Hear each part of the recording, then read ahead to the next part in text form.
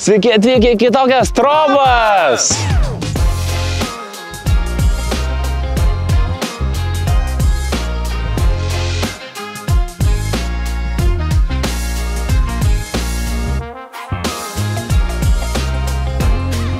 Čia mes ieškosim pačių unikaliausių, įspūdingiausių, įdomiausių ir pačių keiščiausių apartamentų.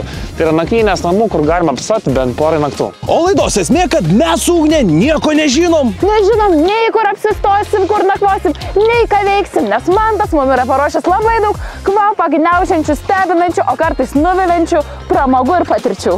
O šioj nakvyniai mes praleisime 2 naktis. Ir šiuo metu mes esam Kroatijoje, Istrija regione. Ir lėkiam pažiūrėsim, ką šį kartą parašiau savo šitiem 2 kolegams.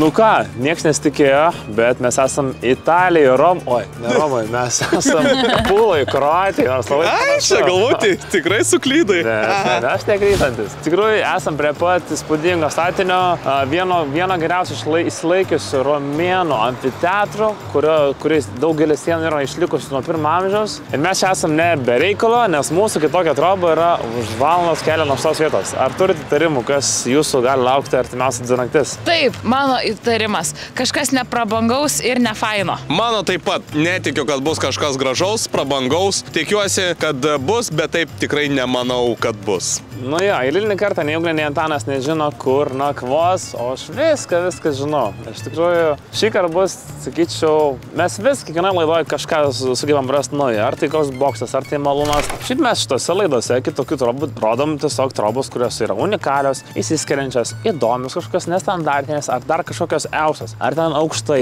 ar ten kažkokios keistos formos. O dabar biškai nusprendžiu apsukti stalus ir padaryti kažkaip kitaip. O ar tai iškrenta iš viso mūsų projekto koncepto, jau galite spręsti jūs ir tegu sprendžia mano komanda. Bet aš manau, kad šitas bus variantas ganėtinai įdomus irgi. Žinai, kas mane liūdina? Kad mes važiavom į Kroatiją. Dabar važiavom dar 3 valandas, jau sutemo. Pirmą kartą filmuojam naktį laidą, pradedam. Ir netikiu, kad paėmė kažkokią šiaip savo bakužę. Nu, tik kažkas turėjo būti čia, kad čia važiuotume. Nebereikalo, čiagi atsivilkom. Nebereikalo mes toj Kroatijai. Bet žinai, čia kaip visada mes su tavim diskutuojam, kažką bandom išfilosofuoti logiškai, žinai. No. Bet mes visada pamirštam kertinį momentą, kad mūsų prodiuseris yra Mantas. Jo galva su logika visada prasikerta. Ir viskas, kas mums atrodo, nejaugi į Kroatiją mes važiuosim dėl šūdo, jam tai atrodys kaip geriausia idėja, nes tokio šūdo niekur aplink bus nerasi. Tiesa. Dar paminėsiu, kad mes su persėdimu skridome į Kroatiją. Mes skridome iki Korfų ir tada į Kroatiją, sanmavo mašiną Zagrebį ir dabar esam Puloj. Ir va tiek dėl to, kad nuvažiuoti į trobą, netikiu.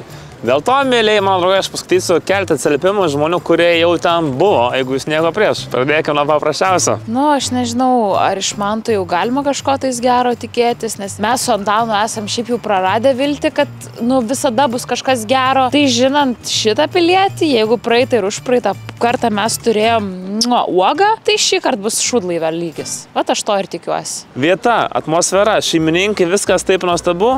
Rekomenduoju ir tikiu, kad dar sugrįšime. Okay, čia gerai. Čia gerai, bet ten dažniausiai rašo gerai. Bet žinai visur, jo. Niekur ten blogai beveik nerašė. Kalėjime irgi rašo, oi, kokia gera patirtis. O kas ten to nepatiko? Man irgi patiko patirtis. Antana, čia tavo problemos.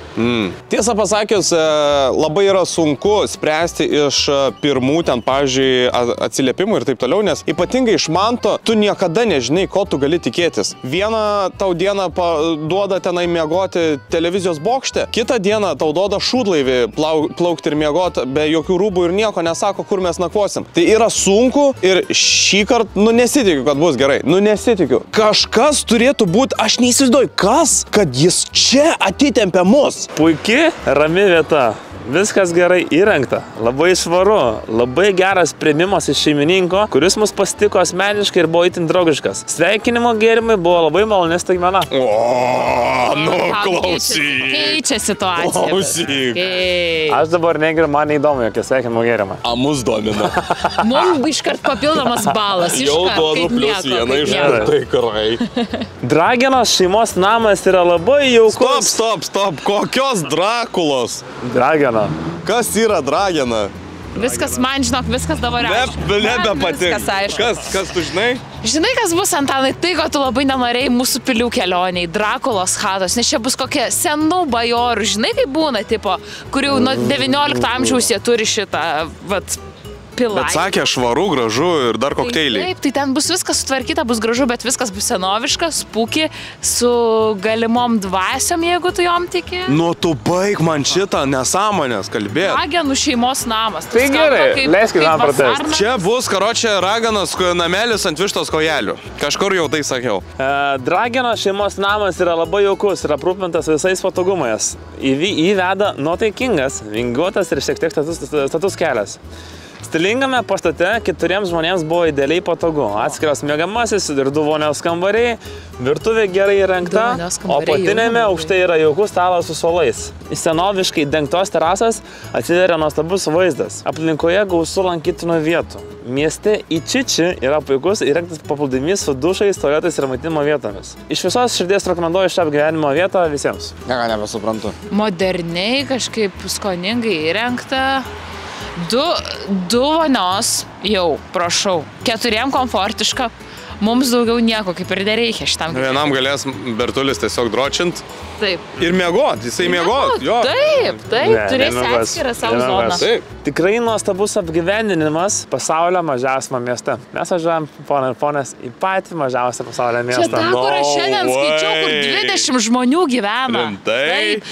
Mažiausias pasaulio miestas yra su 20 gyventojų. Jeigu yra Tokijas, tai yra jo visiškas antonimas, tai yra vapšė mažiausias, kuriam priklauso Gineso rekordas kaip mažiausias pasaulio miestas. No way! Mes nuvarysim mažiausią pasaulio miestą. Mažiausias miestas. Aš šiaip iš tikrųjų net neįsivaizduoju, kaip atrodo mažiausias miestas. Buvo 20 žmonių, kaip kavinukė, ne? Nu taip, kavinukė telpa 20 žmonių. Aišku, nu aš net durnas, aš žinau, kad ne kavinukės dydžio miestas, bet neįsivaizduoju logiškai, kaip va dabar galvoju, kaip atrodo 20 žmonių miestas. Tai mes realiai būsim 5/5 to miesto. Realiai jo. Realiai mes pabūsim dabar Gineso rekorde. Vat mes važiuojam. Man šiaip labai įdomu yra viskas, kas yra kitokio, kas yra vienintelio, unikalaus šitam pasauliu, nes jis yra toks didelis ir šitiek visko įdomaus ir mums nesuprasto ir kai tu gali prisiliesti, tiesiog būti kažkam, kas yra vienintelis, eusias pasaulyje. Ir dabar, kai sužinau, kad mes važiuojam į mažiausią pasaulį miestą, tai supranti, kad jisai tik toks vienas šitam pasauliu, kad kito tokio nėra net panašaus. Tai aš labai nekantrauju, man baisiai smalsu pažiūrėti ir visada įdomu kažką tokio, nu, kur tu niekur kitur nerasi. Tai va, labai laukiu. Nakvynė mažiausiame mieste. Jo, galbūt ta pati troba nebus ten kažkokia vau, spūdinga, unikali, dar kažkas. Aišku, faktas, kad jin bus sena.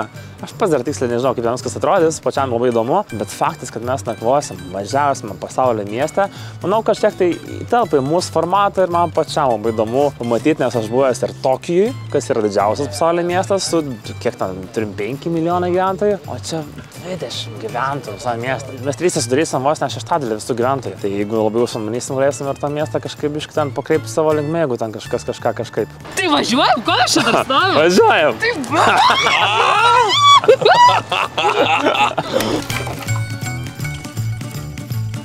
Gavas taip, kad biškį mes užsivėlinom iš tikrųjų ir tas Dražinas, kurį visi minėjo atsiliepimuose, mums labai greit viską parodė, jis man vienam parodė viską. Davė raktus ir sako, sorry, hibrytė, žinokit, turiu išvaryti labai man anksti rytoj keltis, o jis gyvena, kaip suprantu, kitą miestę, čia gal nėra per daug darbų šitam mažiausiam pasaulyje mieste. Tai išdūmė, negavom welcome drinko, bet sakė tikrai, ar ten rytoj, ar kada išvarnėsim iš to miesto, sako, aš jums duosiu butelį vis ir taip toliau. Bet manęs, kadangi nedomina, aš tokia dalykai, tai... Atsisakei? Atsisakiau. Žodžiu. Valauk, aš turiu kažką.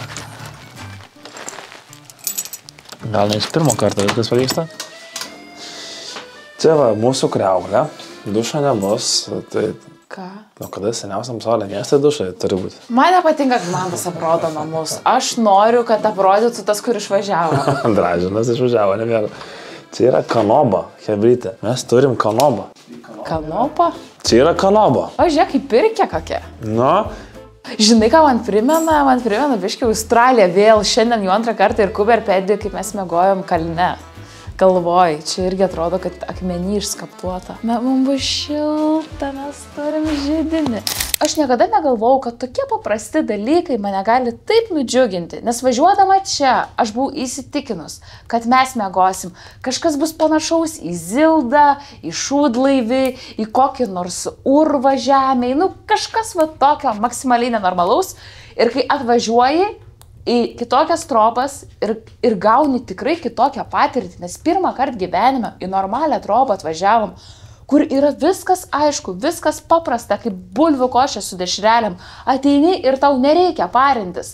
Gerai, o kas yra Kanobo? ChatGPT rašo. Tai yra vienas iš labiausiai Istrijos ir Dalmatijos kultūrą apibūdinančių žodžių. Trumpai tariant, Kanobo tai tradicinė kroatiška smuklė, vyno rūsys arba užeiga, kurioje patiekiamas vietinis naminis maistas ir gėrimai, bet iš tiesų tai kur kas daugiau nėra restoranas, tai gyvenimo būdo simbolis. Tai va čia yra šito namo Kanobo. Geras, net nežinau tokio žodžio ir kad apskritai yra tokia va erdvė. Bet šitas bariukas Antanui patinka, jau matau. Man kaip iš to žmogaus, kuris filmuoja, aš galbūt neparodžiau emocijų, kaip įėjom, bet už kameros tai daug įvairių minčių buvo, nes iš pradžių kaip įėjom ir man tas sako, nėra dušo. Aš galvoju, man tai po visos kelionės aš net neturėsiu kur nusimaudyti. Tada apžiūrėjom šitą smuklę, jinai ganėtinai tikrai jauki ir atrodo kaip iš kokio filmo. Dar aišku, kai tas židinys, žiauriai geras vaibelis ir tokia emocija čia bebūnant. Užėk mes centre. Mes centre. Kokias nuomo namas. Daugiau negu 130 metų. Tai esmė, čia yra fucking miesto pagrindinė gatvė. Laisvės alėja. Kai mes čia važiavom, nebuvo nei vienam lange nedegė jokia šviesa niekur. Ir dabar niekur nedega, nors dar nėra tai baisiai vėlu. Bet ne, šiaip sakė, jis išeidamas, sako, žinokit, čia toks metas jau vėlus. Sako, čia mes anksčiau einame, tai čia ne mes, kur čia. Buvo Levovai dėžuvų klubo antrą nakties. Einam toliau į mūsų turą chatos. Uždėkite operatorių, kolego operatorių. Baik, Antanai. Sibet lažybos, Sibet. Neatsakingas lošimas gali sukelti priklausomybę. Taip, ir mes ateinam į vietą, kur mes nakvosim šiemet. O aš sakau, šiemet, šiąnakt. Butukas kaip butukas, euro remontas, viskas. Tvarkinga, švaru, kvepia. Ką jau galima pabrėžti? O, vonė. Nejaugi tai bus normaliausia mūsų troba. Tai net nebus kitokia troba. Pirma normali. Čia mūsų projektai yra kitokia troba. Good point. Bet einame apžiūrėti, kur mes nakvosim. Taip, čia yra mūsų living roomas. Man tai kažkaip, taip, ir toks ramumas, žinai, vidinis toks saugumas, va, kaip būna sočiai bulvių pavalgai ir taip tiesiog gera, tu taip saugiai jautiesi. Tai va, aš šitoj troboje taip jaučiuosi. Be jokių cirkų, be jokių fiasko, viskas aišku, viskas paprasta. Irgi, blem, miegamieji normalūs, platus. Tas man nėra nieko prie ko prisikabinti. Netgi Antanas bus patenkintas, žiūrėk. O kodėl taip nusprendėt, kad čia mano? O tai koks skirtumas? Čia toks močiutės. Tai pažiūrėk save. O dabar pristatau Karolį Sankauską, įmonės projektavimo sprendimai direktorių. Išklausykime ekspertų nuomonę apie šią išskirtinę vietą. Ar nuomos verslas mažiausiame mieste, jeigu tu nori mažų pajamų, nedidelių pajamų, tai aš manau, kad tas verslas tikrai būtų einamas. Ką tai reiškia? Nes turėkime omeny vieną dalyką. Mažiausiame mieste tu jau turi apribojimą. Tai reiškia, tu negalėsi statyti daugiabučio, daugiaaukščio, negalėsi statyti į plotį ir į visas pusės kažkokią pastatą, kuris galėtų po to priimti žmonės. Tu, kitaip sakant, esi tam butikiniam stiliuje užstrigęs keliuose kambariuose ar 14 kambarių, kuriuos gali išnuomoti, o turėkime omeny, kad ta žodis aukščiausias, didžiausias, mažiausias, šauniausias ir kitoks eausias visada žmonės skatina. Nes norisi kažkokio išskirtinumo. Tai per tą išskirtinumą ateis daugiau žmonių, didesnis srautas ir tu esi tam tokiam užburtame rate. Čia kaip būna, pavyzdžiui, Neringoje kažkoks festivalis, tarkim, būna ir suvažiuoja daugybė žmonių. Kas iš to? Iš to būna toksai niuansas, kad tiesiog negali pasiūlyti reikiamo, tinkamo kiekio nakvynių vietų ir gaunasi taip, kad yra žmonių, kurie miega po medžiu. Jeigu žiūrint šiaip apskritai nekilnojamame turte, kuris yra eausias, visokeriausias, šiuo atveju dabar mažiausias, tai jisai kaip turistus skatinantis toks medutis. Kodėl? Dėl to, kad visiems norisi atvažiuoti į patį mažiausią pasaulyje miestą. Tai kai nori nuvažiuoti į patį mažiausią miestą, tai turėk omeny, kad tai nebus daugybė gatvių, tai nebus daugybė krautuvėlių, tai nebus daugybė restoranėlių, o srautas jisai tik didės. Nes Kroatija yra tokiam taške, kur jos turizmas augantis yra. Pavyzdžiui, jeigu tai būtų kokia Italija, tai būtų kokia Ispanija, tai būtų kažkur Prancūzijoje, toks taškas būtų nesuvokiamai apkrautas ir aš net nebijoju, kad tokios žmonių srautus net galbūt ir pastatų nesimatytų. Tai va šiuo atveju tas EUSES, jisai smagus tau pačiam kaip atvykstančiam turistui, bet pačiam, jeigu, tarkim, būtum gyventojas, ar galėtum gyventi normaliai tam mieste, tikrai ne, ar galėtum aptarnauti pilnai visokiojopai kiekvieną turistą, tikrai taip negalėtum, nes vėlgi sukoduoja tam mažiausiam žodyje. Šią lokaciją duočiau kokius 9 balus, o 9 dėl to, kad tai yra unikali vieta, tai ganėtinai aukštas balas, o šiaip pačiai vietai, tai manyčiau dar reikia šiek tiek pasitempti, dar kad tokių unikalesnių taškų susirasti pas save, nes aš kiek žiūrėjau, būtent jie kur buvo, tai ten dar trūksta kažkokių dar daugiau sinkelių, kad jisai būtų ten wow, iki padarytas. Tai yra tiesiog mažas miestelis, tai yra visiškai mažas, bet jisai neabejoja, kad gims, kai bitkoinas užaugs, nes nekilnojamo turto kaina dar tenais yra ganėtinai įperkama, dar tikrai galima sužibėti tenais. Iš tikrųjų, trobo kaip trobo. Nėra, kad būtų kažkas su tokio super, nors viskas tikrai yra labai jauku, faina, ždinukas už manęs lepsnoja, čirška dega, bet jeigu būtų šitą trobo tik kaip vienas vienetas, be jokio konteksto, tai sakyčiau, kad nepraeitų mano filtro producerio ir nepatektų į mūsų laidos visą sąrašą, bet kadangi dar yra viskas, kas yra už sienų, už tos trobos, tai yra Hum miestelis, kurį mes apžiūrėsim rytoj iš pat ryto, tai mūsų, kaip sakant, visą suinteresuotumą tik tai padidina. O šiaip tai neturi nieko prie ko prikipti. Apart to, kad Antanas prišiko į tūliką prie mūsų mėgamų ir dabar nelabai galime naudotis tiesiog. Tai super Antanai, maldėts, ką aš galiu pasakyti. O čia Antano lova. Va. Gal nebus čia labai kitokia troba, bus normali troba, bet kitokia miesta. Ar to bandysim sumedžioti miestelio merą ir pakalbinti? Čia visi, ką sutiksim, yra buvo merais. Bet įsivaizduok, kaip bus įdomu paklausinėti apie patirtį tiesiog. Koks jausmas būtų meru? Tai gali manęs paklausti, aš kaip beveik būsimas meras, buvęs kandidatas. Ir tai iškalba. Sekęs meras ir nepraėjęs meras. Nahui, šaiba! Ne, Antanai, miegi su juo. Aš su juo nemiegosiu. Aš su juo irgi nemiegu. Aš irgi su juo nemiegu. Tu miegos? Ne, aš su Smarve nemiegu. Man tas tada čia. Tegul eina čia, arba tegul toj pirkioj miega. Man nesvarbu. Aš tikrai nemiegosiu. Aš esu dasigyvenus jau šitoj istorijai, man jau nebejokinga. Ačiū Dievui, kad mes turim ne tik smuklę, kur mes būsim, bet turim ir pagrindinius kambariukus. Užlipę į viršų, tai pamatėm tiesiog paprastus, gražiai įrengtus kambariukus, nieko ypatingo. Visą tai atperka, aišku, kad mes esame mažiausiam miestelėje, kuris yra pasaulyje, tai dėl to čia verta. Manau, ir tikrai bus faina ir labai nekantrauju, kada rytoj galėsim apžiūrėti ir pamatyti. Ir kiek bent jau tikrinom, kad visą miestelį galima apeiti per 5 minutės. Iš tikrųjų nežinau, kad aš tai darau, aš esu abstinentas, daro žmogus, nei lašai, burnelė neimantis, bet prašiau savininkui dražnius, sakau, matėm, čia pas jūs toks yra kaip antikvariatas, toks kaip ir labai fainas toks dalykas ir galima galbūt kažką taip plimt. Ir paklausiau, sakau, ar galima kažką taip, atsidaryti lengvai kažką. Ir parašė man tiesiog 3 žodžius. Drink, my friends, drink. Ir dar parašė, kad būtinai išbandykit biską. Rakija biską. Sako, čia yra būtent iš to miesto Hum. Ir aš ją padariau, čia kaip reikia suprasti vietinę tokią...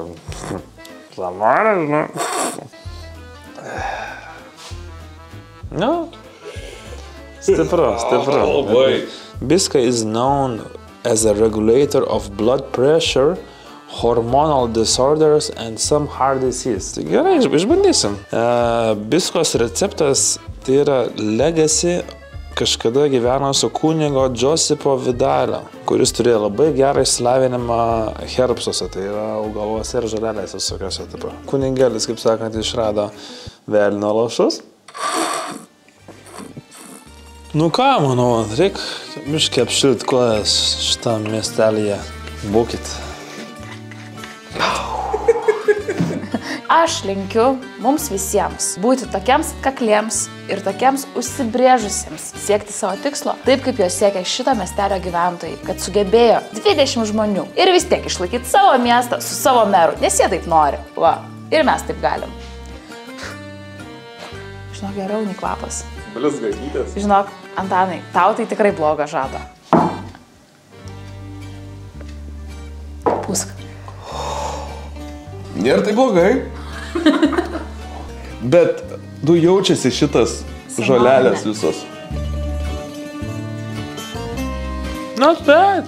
Bet, galvoju, irgi bus kokia samanė. Ja. O dabar noriu šiek tiek papasakoti apie šitą labai įdomų miestą Hum. Šitas miestas Hum savo miesto statusą gavo dar 11 amžiui, kai turėjo realiai viską, ko reikia tais laikais, kad būtų miestas. Tai yra parapija, gynybinės sienos ir valdžia. Ir per tiek daug metų viskas keitėsi. Valdžia, karai, valstybės, nežinau, sienos, bet niekas nesikeitė vienintelis dalykas, tai miesto statusas, kurį turėjo Hum.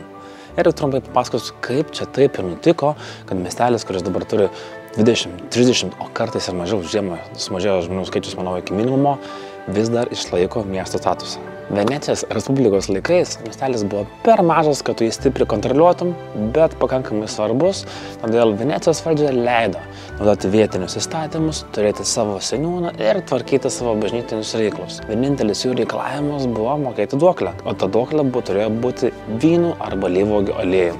Ką Humo gyventojai iš tikrųjų darė visiškai laisva valia, nes jo turėjo apsčiai. Austrijos imperijos laikais Humas vis dar liko tarp miestų, tai yra miestų statuso vis dar niekas netėmė. Kai atėjo Jugoslavija, į miestelį niekas nebekreipė dėmesio, iki jo net nenuėjo biurokratija. Tiesiog kažkas pamiršo atimti miestų statusą. O su tuomet čia gyveno labai mažai žmonių. O kai Kroatija atgavo nepriklausomybę, miestų statusas buvo jau per daug simbolinis, per daug reikšmingas, kad kažkas jį atimtų. Įsivaizduokit, koks galėtų būti biurokratas, kuris norėtų savo valia sugadinti savo karjerą ir panaikinti šito gražaus miesto statusą. Taigi, tai yra klasikinis atvejis, kai mažas miestelis yra pamirštamas biurokratijos labirintuose ir todėl išlieka unikalus, toks kaip yra Hum. Labai įdomu, noriu dienos, o dabar tikiuosi eisim miegoti ir pailsėti.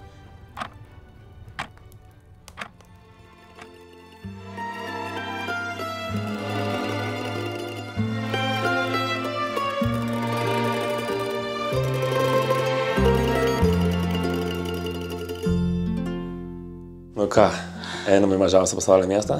Aha. Eik tu savo.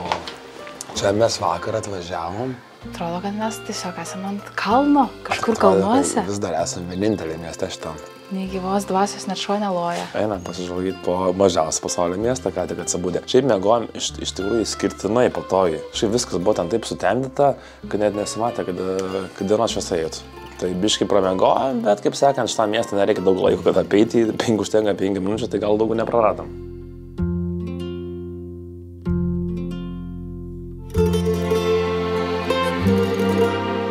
Išeiname į ilgą žygį, aplink miestą pasivaikščioti. Šiandien labai retai susakė šitą frazę, einam aplink miestą, bet einam aplink miestą. Esame mažiausias pasaulio miestas, bet su didžiausias pasaulio kėdė. Parduotuvė suvenyrų. Nu, tokia jauki parduotuvėlė, aišku, gaila, kad labai tokia buvo nedrasi, dravi ir sakė, nelabai čia norim būti filmuojami. Nepatogino, kad ją čia filmavom, bet labai faina parduotuvėlė. Nuo sūrio, dešrų, vietinių brendžių, likerių iki suvenyrų. Tai labai... Bet viskas daugiausiai yra apie triufelius. Čia pastvirtina tas faktas, kad čia yra triufelių sostinė, šitas regionas. Ir šiaip čia yra brendis su medum, kuris vadinasi Medika. Čia jau turbūt labiausiai populiariausias gėrimas. Ir kur sako, kad kuo daugiau išgeri Mediką, tuo daugiau čia, tuo linksmiau balsuoti mero rinkimuose. Tuo mažiau tau reikia medikų. Ja, einam toliau eksplorinti.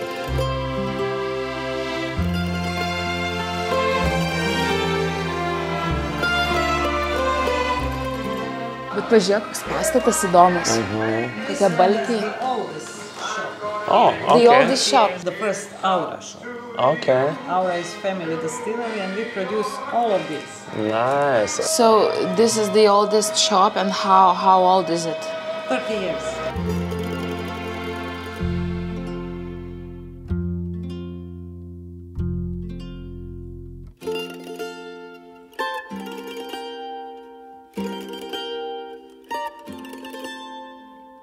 Raudono vyno likeriukas. Skanaus. Man toks kalėdų vaibas, šis dar Sinatra groja. Aha. Tas raudono vyno likeris taip vynu kvepia.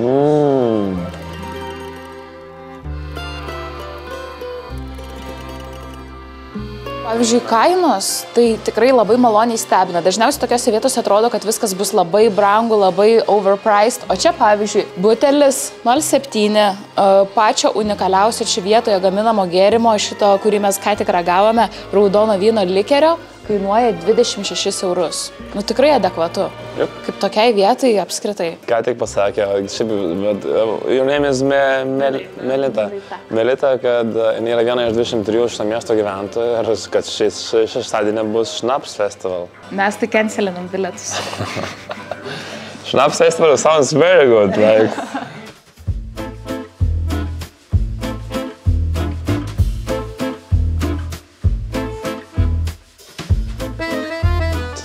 Čia chatas žmonių. Čia mes jau kieme. Man tai yra toks flashbackas, kaip gyveno mano tėvai metus laiko Prancūzijai. Tai čia mūsų chata. Pakrantiai. Čia mūsų chata. Ir mes ten visus kaimus išvažinėm ir čia lygiai taip pat viskas atrodo. Tu eini, vaikštai, žiūrėk, jau tu žmogaus kieme. Vaikštai aplink, žiūrėk, ateina atgal į savo chatą. Pasirodo, mūsų chata ir yra panorama. Čia ir buvo ta, kur mes pamatėm, kai atskėlėm. Tu žiūrėk, čia, pavyzdžiui, gyvendamas, net žinai, kada kam repeticija toks. O, Maja lanko muzikos mokyklai, nuo 2 iki 3 dainuos. Ir tu žinai, kad tai čia dainuoja, kaip ir sakė parduotuvės savininkės abidvi. Sako, čia mes visi visus pažįstam. Ten Aleksas, ten tas. Šiaip tai visai smagu, žavu, kai visi visus žino.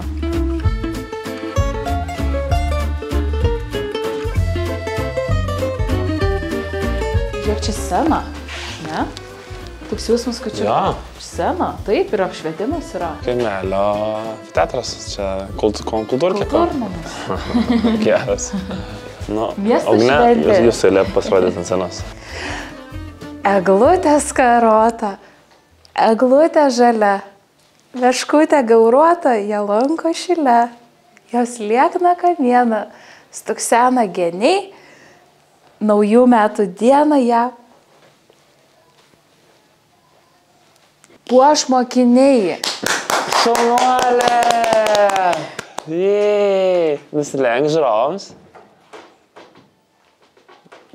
Ir dabar grakščiai nulipk.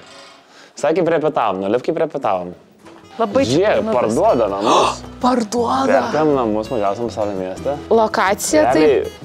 Keli metrai nuo centro. Ai, palauk. Centre. Ne, tai prie kultūrnamio, ką tik matei. Prie restorano, realiai viskas, ranka pasiekiama. Prie panoramos, prie parduotuvių. Tas neįdėlė lokacija namai.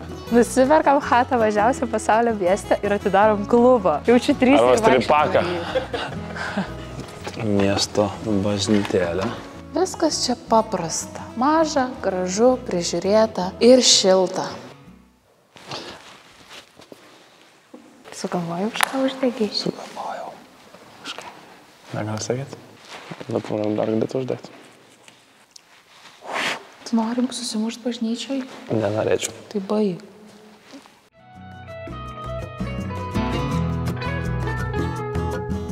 Man tai. Du apvalus, vienas ilgas. Čia mano rytas taip atrodo.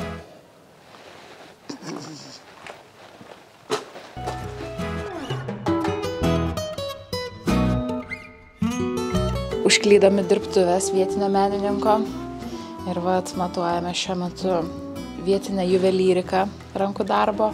Visokių paveikslų, daug muzikos, molbertų, irgi labai jauku. Bet čia žmonės labai nedrąsus, mes taip nedrąsiai žiūri, keistai. Paradyk. Taip, va, man tas nupirko. Ką tai reiškia? Nieko. Kad pakviesim, atsiusim pakvietimą jums. Tai reiškia tiesiog, kad man tas mano pirko žiedelį, nes čia tik grinais galima.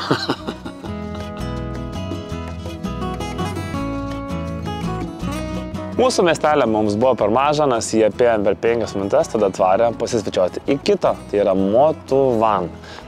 Miestelis apsuptas vynogynais, miškais, kuriuose gausu triufelių, kuriais ir garsėja visas šis kraštas. Jo, garsėja ir kino festivalių, garsėja ir to pačiam siaurom gatvelėm, akmeniniam sienam visokiam. Ir matom, už mūsų atvažiuoja kitas traukinukas, traktoriukas. Ir šiaip čia sunkiai dviem mašinom prasilenkti. Nežinau, kam tas šviesoforas yra už nugaros mūsų, bet čia biškai gyvybės daugiau verda negu mūsų miestelį. O mes atvarėm čia pavalgyti į Konobą, į tą vietinę Konobą, apie kurią jau pasakojom prieš tai. Kadangi pas mūsų miestelį šiandien neveikia, tai radom, kur veikia, tai iš tą miestelį veikia.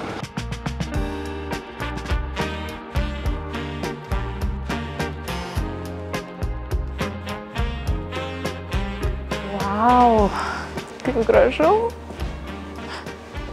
Vau, kaip gražu. Atrodo, kad galėčiau būti ir būti, bet parkingą tik valandą uždėjom. Tu kaip mano tėtis. Aš tiesiog apsiverkiu, iš tikrųjų pamatęs šitą meniu, bet šį kartą iš kaimo. Nes mūsų ilgai nieks neaptarnavo ir sugalvojom su Antanu nueiti į apačią iš to restorano, kur yra įstiklintas viskas. Ir Antanas prieina prie darbuotojų ir sako, do you work? Tiesiog pirmas klausimas žmogui, tu dirbi? Tai tiesiog, taip ir gyvenam su. Ir dabar prieina, jau sakėm priimti, Antanas, can I ask you a question? Jeigu vėl aš do you work? Kainos, tai aš galėčiau pasakyti labai adekvačios. Pavyzdžiui, didžioji dalis patiekalų yra su triufeliais, tai svyruoja kažkur apie 20 eurų. Galima ir už 16 rasti, antrą karštą ir už 11. Žodžiu, iš tikrųjų labai puikus restoranas, vaizdas iš vis.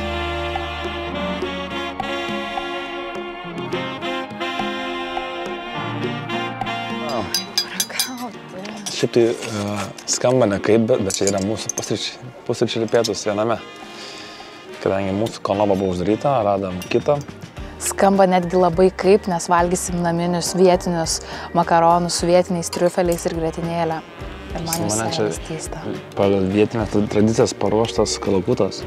Jeigu Lietuvos triufeliais pasiemi, tai va taip, triufeliukų tau pabarsto vos, o čia atrodo skęsta tie makaronai šitose grybuose. Skanu, ne? Labai. Žiauriai minkšta, mėsytė. Labai minkšta. Minkšta kaip mano širdelė. Aš tau triufelių nedėsiu. Ne, po. Uždėt? Na, žem.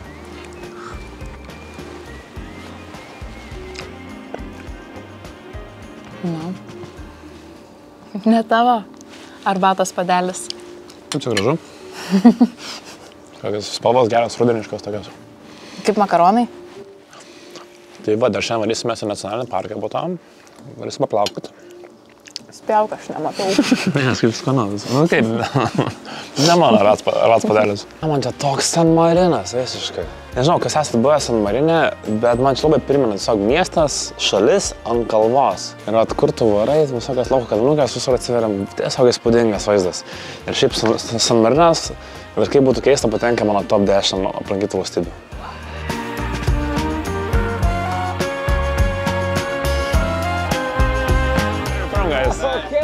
Where are you from, guys? From Chicago. Oh, from Chicago, nice. We're from Lithuania. You are? Yeah, there's a lot of Lithuanians in Chicago. And one Lithuanian now is playing in Chicago Bulls, Matas Buzelis. I've heard of him. He is a very perspective kid, yeah. We live about a mile away from Michael Jordan for a long time. I was near his house, Michael Jordan's house, yeah. I wasn't born yesterday. For sure.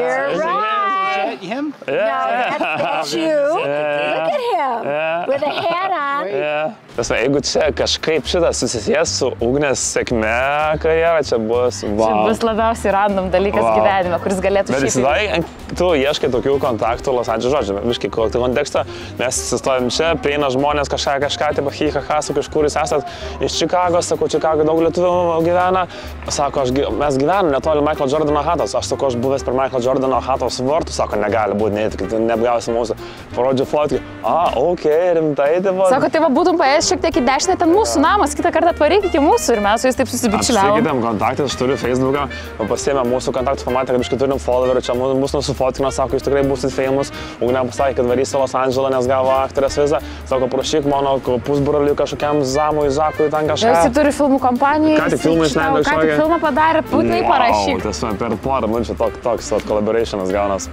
O aš ką norėjau tik pastebėti, kad čia yra fucking good wines. Čia yra tiesiog fucking restoranas pavadinimu ir jie turi fucking good wines. Tai va tiek, labai geras pavadinimas. Prekės ženklas. Man reikia nuotraukos prieš šitą ženklą. Nereikia. Reikia. Reikia.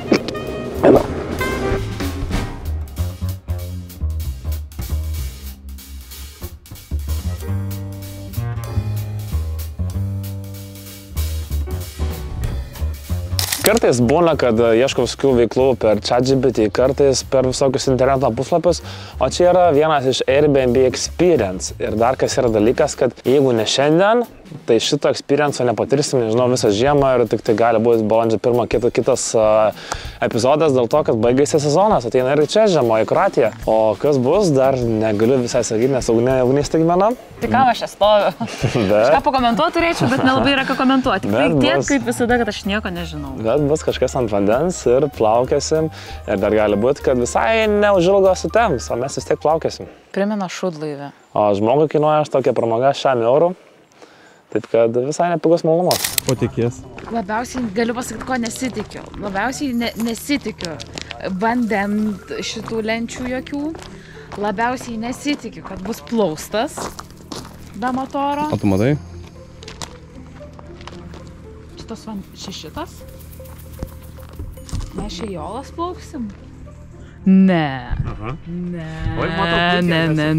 Kad iš karto šalų išėjus, eitume į restoraną, valgyti kokių gnočių prabangių su trufeliais. Taip, įvertinkime dar kartelį, kaip aš atrodau. Va, štai, mano yra šiandieninis outfitas mūsų kelioniai po Olas. She doesn't know already. There she came. It was a surprise. I think with this maybe better not. Puikiai, mato, persirengėt iš fancy, kaip sakant. Taip pat per sekundę tu moki manęs iš gulbės paversti į pamietę. Žemyn upe, aš vienas valtelį va, aš jau įsėdau. Ir dabar 2 špokinikai tenai dar laukia. Man svarbiausia dėl mano svorio, kad nenuskęstų ta valtelė čia. Man tai turi kritikuosi vienas, nes tu man skolingas už praeitas baidarės neišvirtimą iš valgos. Tai šį kartą aš atostogauju. Tu turi pasitart su manim priimdamas sprendimą, negali būti vienašališkas sprendimas. Viva lauka. Ir pluok tik tai. Tai ir kluosiu, nes man šiandien atostogos, aš plaukiu permatomą į valtį, o tu mano daragas. Ne atostogos, čia yra komandiruotė kitokių progų. Aš mėgausiuos saulėlydžiu, o tu dirb. Iš tikrųjų, orelis tai fantastika. Vanduo iš tikiuosi, kad bus šiltesnis. Tikrai netragiška dar palyginus, kaip mes pripratę prie Baltijos jūros, tai čia. Čia toks, vasariška Baltijos jūra. Nežinau, kiek per kamerą matosi, bet dėl vien šito vaizdo ir saulėlydžio jau atsipirko man tas 60 eurų. Tikrai nėra taip daug už experience, kurį gaunat va čia Kroatijoje. Aišku, ir Lietuvoje mes turime tokių ir Platelių ežere, bet ten atrodo viskas kitaip ir mano šikna šlampa. Kodėl? Aš kitų rūbų neturiu. Man tai papasako, ką čia pamatei? Medūzų. Kur? Medūzų po kojom, tiesme. Tau tarp kojų medūzos? Ne, man tai ką tu ten vadini? Mane tarp kojų yra ungurys, bet čia papačia po mūsų valtim yra medūzos. Tokia ramybė. Jie tai neįsivaizduoja, kažkur 2 atsiliko. Ir mes dabar va čia va plaukiam. Pažiūrėkit, kaip jau kietai va atrodo, ramybėlė.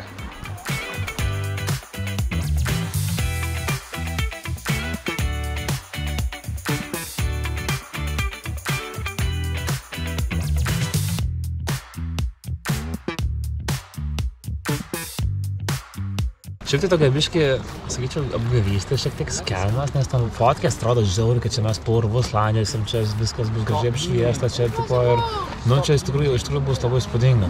O čia mes įplaukėm į urvelį, vos ne kelių metrų, žodžiu, tokio ilgio, pasisukiojam, fotkelė ir viskas. Tai sakyčiau, ilgiau, biškai daugiau. Aišku, viskas buvo gražu, tikrai unikali patirtis, kartočiau. Bet sakyčiau, kad biškai tas, sakant, patiekalas iš meniu ir realybėje biškai skiriasi. Šiek tiek išpijarinta ir gražiai pafotografuota, ne? Jep, bet žmonės moka daryti biznį. Bet kai pagalvojame, mes dabar esame kiek 10 mūsų, tai žmogui kainavo 100 eurų per Airbnb, nu tai apie 1500 eurų tiesiog pasiema už vieną seansą, kad tokia paspalkima 2 valandą. Mes čia neblogai. Biznis, jums idėja naujam bizniui.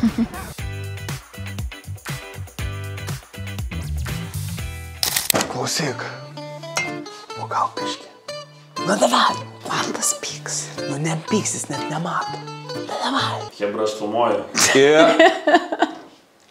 Ugne, gal biskutį, nu? Nu tai kad jau matė, tai davai tada. Tai 2 butelius iš to. Valgyti reikia. Nu, tu pakentėk, kiek galima. Žiūrėk, man tai, kad apetitas pakiltų, mes turim pasiruošti, nes šiandien valgysim Krekenavos grinuolių mėsainius, burgerius, kurie bus be galo sultingi ir užkiš mūsų skranduką, bet prieš tai mes turime tokį aperityvo seansą. Taip, kad nesiskūsk. Ir čia ne šiaip bet koks seansas. Čia yra vietinis biska. Tam, kad galėtumėm po to švęsti. Ir aš šiaip jau noriu pasakyti, kad mes įsipareigoję esame šeimininkų iš šitų namų, nes jisai mums su savo visa širdim tai paliko ir sako, džiaukitės momentų, mėgaukitės akimirką. Tai kaip mes galim nepasimėgauti tada, jeigu mes jau sakėm, kad džiaugsimės ir... Išgerit ir tada gaminat. Į sveikatą. Zinkcivacija. Vaha. Maisto. Maisto noriu.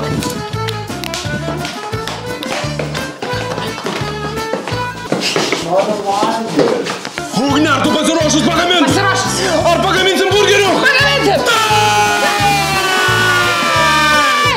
20 žmonių girdėjo, kaip mes surėkėm ką tik, nes mes turėsim pačius skaniausius Krekenavos grinuolius. Ir šiuo metu mes jau turime ir grilių, nejaugi negaliu patikėti, Mantas Bertulis, Pečkurys padarė mums grilių. Ir tegul visas mažiausias pasaulyje miestas girdi, kad mes šiandien valgysim Krekenavos grinuolius ir jiems mes šiandien sakom didelį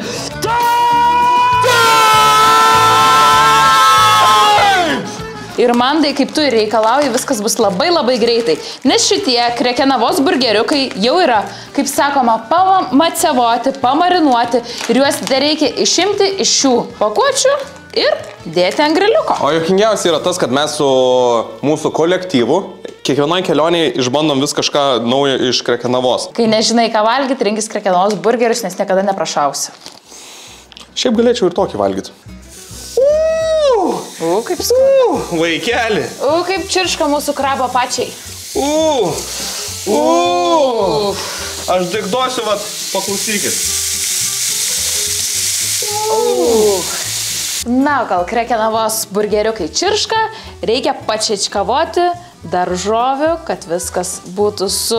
Kaip pridera, kaip aš ir mėgstu. Nes jeigu viskas priklausytų nuo Manto ir Antano, tai mes Krekenavos mėsą tiesiog valgytume be nieko. Nei duonos, nei padažų, nei jiem nereikėtų, nes jie tiesiog va tai varytų, jie net nekepta, kaip Antanas ir minėjo, jau suvalgytų, bet aš esu atsakinga už tai, kad mes turėtume šiek tiek sveikesnę mitybą ir ne vien tik kebabais ir žalia mėsa būtume gyvi. Tai aš to ir rūpinasi. Išimame mėsytę, Ugnė labai stengiasi. Mes šiandien valgysime grinuolių brandintos jautienos burgerius, kurie, aš manau, kad bus labai sveika mums vakarienė, nepaisant to, kad burgeriai, bet jautiena visgi yra jautiena, taip? Burgeriai yra belia kaip skanus, esam bandę ne kartą juos. Čia mums tiesiog nepasisekė su grotelėm. Bet, ką mes matom rezultate, yra gražu. O jeigu gražu, tai vadinasi skanu. Mantai, tau duodam pirmam pasireikšti. Kur ta mūsų rubrika, papasakim po vieną faktą apie savo, kurią nežino kiti? Pradedam nuo Antano. Gerai, turiu vieną dalyką, kur niekam nepasakoju.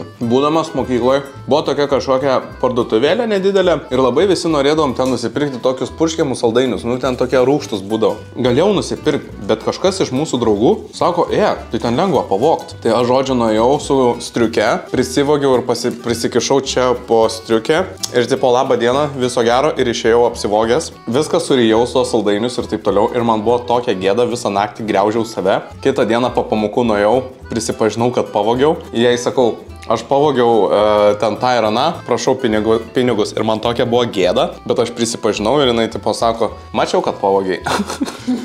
Sako, mačiau, viską žinau, bet sako, labai fainai, kad prisipažinai. Tai va mano vienas bandymas ir po to prisipažinau, bet niekam šitos istorijos nepasakoju.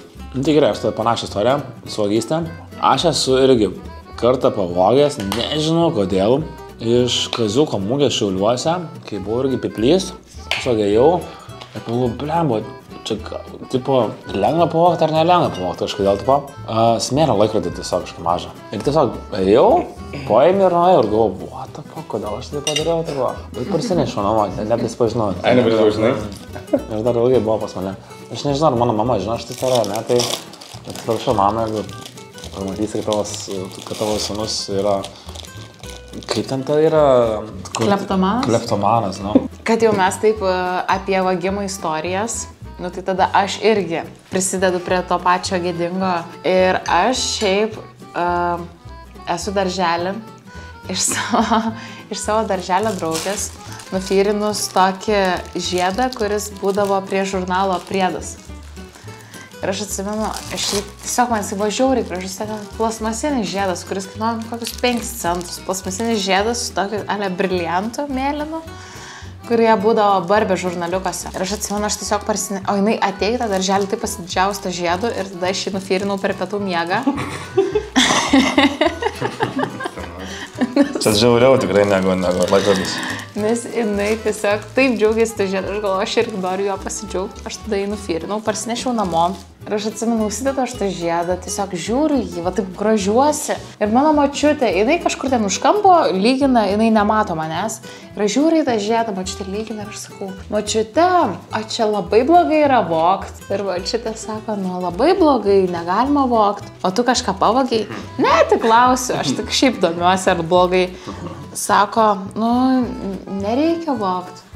Sako, nu taip geri žmonės nedaro ir mūsų šeima taip nedaro ir niekas geras taip nedaro. Ir tada sekančią dieną aš nueinu į darželį ir aš tą žiedą nunešiau ją ir padėjau, bet, nu, kad jinai nematytų. Lygiai taip per pietų miegą jinai užmigo ir aš tą žiedą įgrąžinau ant jos kėdutės ir neatskėlė į radų ir taip apsidžiaugė. Aš galvoju, nu jo, aš niekada daugiau nevogsiu, nes kažkaip labai negerai vogsiu. Aš tai gražiai istorijas, gražiai pabaigiau. Nu ką, aš tepdamas paskutinį, kaip sakant, sluoksnį po tepėlį, po ant savo burgeriuko labai skanaus, noriu padėkoti už tą galimybę, kad mes turim šitą šansą vakarieniauti mažiausiam pasaulio mieste prie jaukaus židinio su stogu virš galvos, jaustis saugiai ir turėti šitą nuostabią kontaktą. Tai ačiū Jums, ačiū Krekenavos, ačiū Jums žiūrovai, kad žiūrit. Oru sotus nebūsi. Kai norisi mėsos, rinkis Krekenavos. Nuo 90% mažiau oro, daugiau mėsos. Sveiki visi atvykę į rubriką Ugnės lovos testas. Ir šiandien mes vertinsime mažiausio pasaulyje miesto, toli gražu ne pačią mažiausią pasaulyje lovą. Taigi, ar jūs pasiruošę? Ir 1, 2, 3. Lovos minkštumas toks vidutiniškas, patalų švelnumas puikus, kvepia skaniai, dydis geras. Taigi, suma sumarum, šią lovą aš vertinčiau 7 balais. Ugne, nepatikėsi. Ugne. Ką? Žinok, išrinkau naują kitokių trobų kryptį. Ta prasme. Nu, šiaip aš dažniausiai gal nesakau, kur mes varam, bet, nu, tiesime, patikėk, manim bus žiauriai įdomi kryptis. Tai pasakyk, tai jau pradėjai. Haitis. Tiesiog tokia faina kryptis, tokia... Ką čia svaigsti? Tu pažiūrėk, Haitis. Aš jokia Haitį nevažiuosiu, gal durnas. Koks dar Haitis? Taigi viskas ten žiauri, fainai, įdomiai ten. Kas įdomi, tu nori, kad mane pagrobtų? Nori išpirkos paskui rinkti per visą Lietuvą? Aš tikrai neskrisiu, aš jo Tai pažiūrėk, va, Jurgis Polujanskas nuvarė, ten čilina, va, bičiukas kažką ten Ką čilina? Nu, tai, o tik, kad biškai ten šautuvą, ten kažkas paėmė rankas, ten jau čia problema. O tai iš kur tu žinai, kur jis nuvarė? Tai va, per Delfi TV rodo Haiti, va, Haiti bilietas vieną pusę. Nu, gal neskamba labai gerai pavadinimas, bet žiauri įdomu. O čia dokumentika? Ja, čia dokumentika, bet tarsi pažiūrėk, nu, kaip čia atkai Haitis, tarsi įsivaizduoji, tiesiog, kiek ten kitokių trobų būtų. Na, pažiūrėti tikrai galim, bet tokių kitokių trobų aš nenoriu. Tegul jis pakeliavo už mūsų, mes tiesiog pasižiūrim. Kaip užknisa. Saugiai ir ramiai, gerai? Kad neleidžia man išrinkti normalių krypčių. Vienas ir keliau. Nu, žodžiu, tai dėja, kaip matot, Ugnė neleidžia varyti mums į Haitį. Tai jeigu jums irgi neleidžia antrą pusę arba negalite varyti, šiaip iš tikrųjų net nėra labai rekomenduojama varyti, tai bent jau galite įsijungti Delfi TV, pažiūrėti Haitį, bilietas vieną pusę, yra sudėta daug serijų, Jurgis Polujanskas labai įdomiai pasakoja, labai interaktyviai, su animacijom, su siužetų vingiais įdomiais. Ir dar kartą rekomenduoju, tai pasiekti šitą bepratį Jurgį Polujanską Instagram'e, paliekam viską pačioj. Linkėjimą, Jurgi.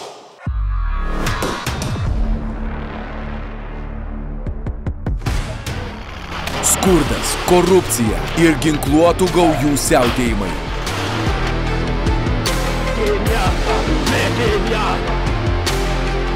Kaip gyventi šalyje, kurioje tvyro baimė ir visiškas chaosas? Koks jausmas tuščių lėktuvų vykti ten, kur daugiau niekas nekeliauja? Čia yra tas taškas, kur grįžti.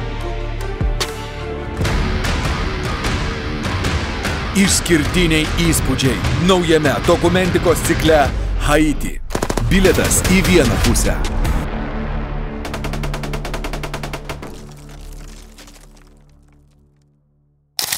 Mes kur buvę, kur nebuvę, esame Zadaro oro uoste. Jau apleidome savo unikalią, išskirtinę vietą, mažiausią pasaulio miestą. Ir pirmą kartą gyvenime per daug normalią kitokiams troboms trobą. Taigi, susumavus viską, unikalią patirtį mažiausiam pasaulio mieste ir tai, kad mūsų troba buvo tokia jauki, su nuostabiu šeimininku, kuris mums paliko tiek dovanų ir tiek meilės, aš šiai trobai duodu stiprų, tvirtą, užtikrintą 7 skalėje nuo 0 iki 11. O beje, kadangi mes esame oro uoste, taigi meilė žiūrovai, rašykit komentaruose, kurgi mūsų nauja troba bus. Sibet lažybos, Sibet. Neatsakingas lošimas gali sukelti priklausomybę.